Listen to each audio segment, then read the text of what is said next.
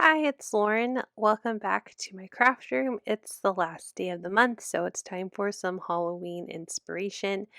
This month, I'm going to be using my Pear Blossom Press Easy Lights as well as lots of Kindred stamps goodies. I have Haunted House, Card Basics, and some banner dies, as well as this little graveyard scene border die. I also have a day in the park pattern paper, and I'm going to be using this purple haunted looking paper.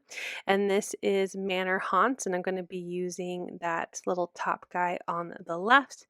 I've already stamped, colored, and cut him out. Here you can see I use my Spectrum Noir Illustrator markers in T, B, and GTs to color him in. I'm going to be doing some die cutting with black paper, and I'm going to also use my Card Basics die to cut out the background of my purple pattern paper. I'm grabbing some yellow cardstock to cut behind my little haunted house here. I want my windows to have a yellow color, like they're lit up from the inside. So I'm just going to kind of trim around my haunted house. I could have die cut it out of yellow and paper pieced them all in, but that would have taken too long. So I'm just kind of guesstimating where to cut on this yellow piece of cardstock.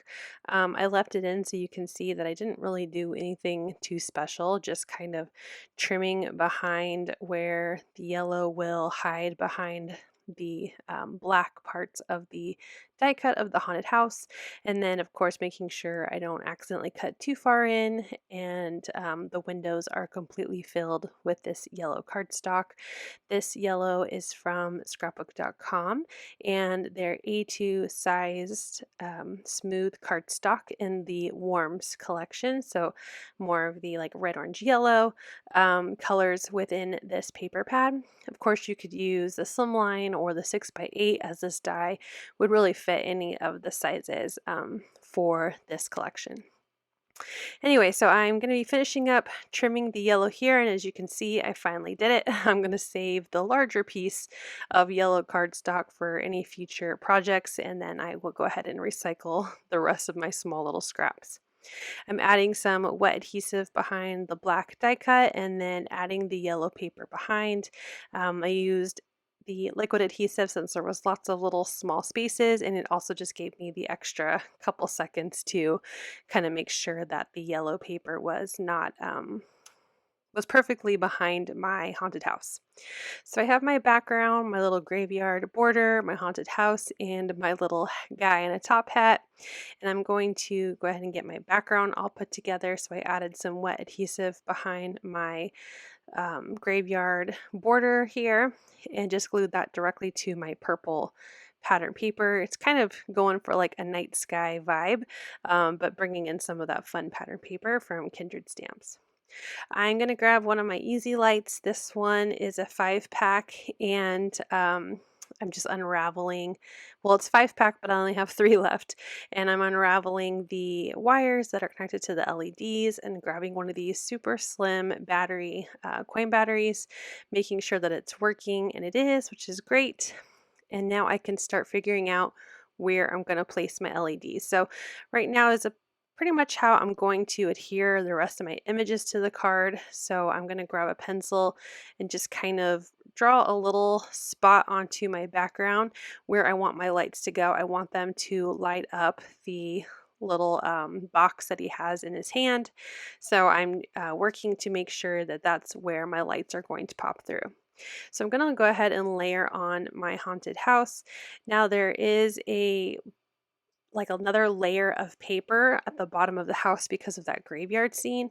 So in order to keep my haunted house flush with the card without having to add any dimension, I'm just going to add some of that same black cardstock to where the house overlaps onto the background. So like this black cardstock is the same level of depth as the haunted scene, and that way I could just add some glue to those black pieces and the glue where the yellow will overlap the border, and now my house is flush with my background. It gives it a little bit of dimension without having to add any dimension, as this card's going to already be kind of thick to add in my easy light mechanism.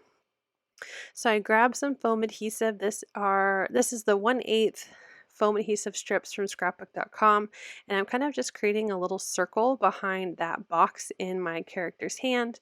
That's where my light is going to shine through. I just want that box to light up. And then I'll add the same foam adhesive completely behind my character, so that way I can attach him to the card. Again, with having the same thickness of the foam adhesive, it should go on nicely onto the card. Once I have that completely covered, I'm going to grab my easy light and I'm going to kind of fidget with it a little bit to get it exactly how I want it to be in the card. I left in a lot of my um, working with the LEDs, if that makes sense, because I wanted to show that it's not, something that is hard to do, and you have plenty of time to kind of maneuver it and figure out how you want your lights to be. So first, I'm just kind of sticking the LEDs through the hole, because I thought if I just have the LEDs go through the hole, it will line up fine with my hat box that the I guess the box that he's holding. So there you can see I tested it, and then I'm going to actually lay down my character without actually pressing down on the adhesive, just so I can make sure that the lights line up perfectly with that box in his hand. And I press it a couple times and it doesn't really seem like it's lighting up a whole lot. So I'm going to actually take off my little character and I'm going to pull the LEDs through the hole. So they're not just shining through, but they're actually through the hole. And I'm going to off center them a little bit, like stick them through and to the left, because I felt like they weren't totally centered behind that box. And I'm just using some clear tape that I got from Target to attach those LEDs and place them on the back side of my paper. You don't have to use anything fancy. I've used washi tape before. Just use whatever you have in your stash. And I'm just going to keep fidgeting until I like the placement of the LEDs behind my little box that this character is holding.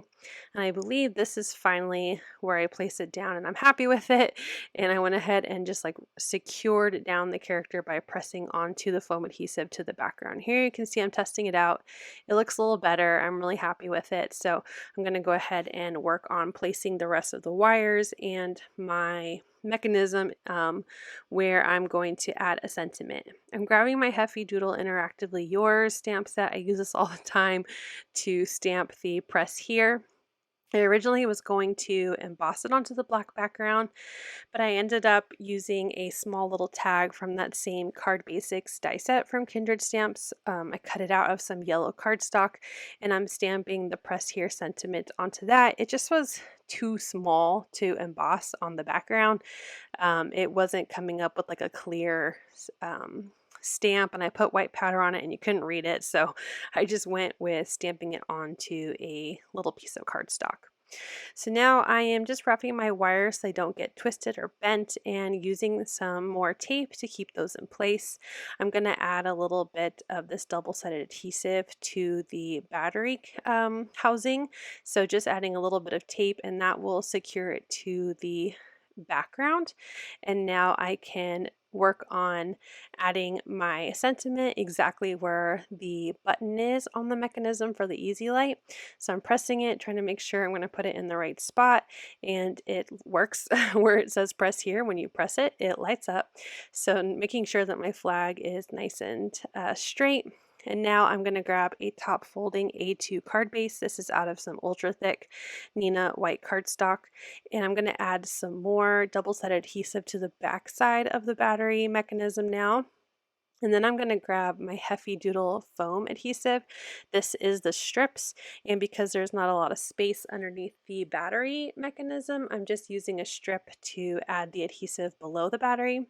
And then I'm going to grab my wide adhesive foam roll from Heffy Doodle, and I'm just going to fill up the back now with this wider foam adhesive, going along all the edges and in the middle, just to make sure it will be nice and secure to my card base. I peeled off all the release paper, and now I'm just going to center that to the card base. So now my card is put together. I just need to add my sentiment, and I'm going to stamp one with a sentiment strip, this kind of banner die. It has a really pretty stitch detail on it from Kindred Stamps, and I picked a sentiment that will fit nicely onto the banner. I die cut it out of some white scrap paper, and I'm going to use my Misty just to help me with stamping, and I'm going to stamp with my VersaFine and Onyx Black ink, my favorites. Ink for stamping sentiments.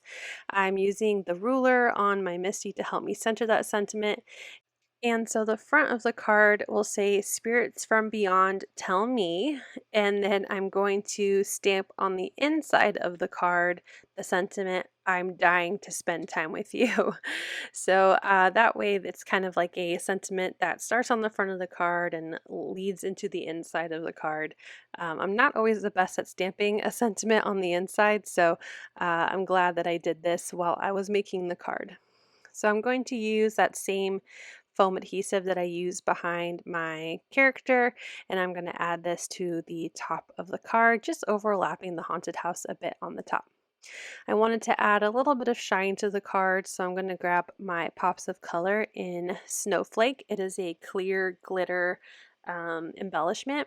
Sometimes the glitter can get a little stuck in the nozzle, so I just grabbed a stainless steel pin, the same one that I used for my glue, and was able to clear up the nozzle. And I did, I think, 7 little spots around the card. I did 5 here, and I realized like how unbalanced it felt with 4 on one side and 1 on the other. But I do like things in odd numbers, so I added 2 more on the left for 7. And I'm going to tap on the inside of the card, and that just helps dome the embellishment, the Pops of Color, so it doesn't look like a Hershey Kiss but more like an enamel dot. Here is a final look at my card. I think it turned out really cute. I didn't do any distressing on this card, which is really surprising for me, but I really wanted to show how you can use an easy light and how you can, make the light come out of one area of an image. I did turn off the lights in my craft room, but I was filming this during the day, so it's not as dark as I would like, but I think you can still see it, the little box light up. Here's a final look at the card, and then I'm also going to show a picture with the lights off again, and I just think it's really fun and I think adds a lot of fun to this character. Thank you so much for watching. I hope you'll click like, and if you're new here, I hope you'll subscribe and come back. As always, you can find everything I use down below in the description box. Thank you and have a wonderful day. Bye!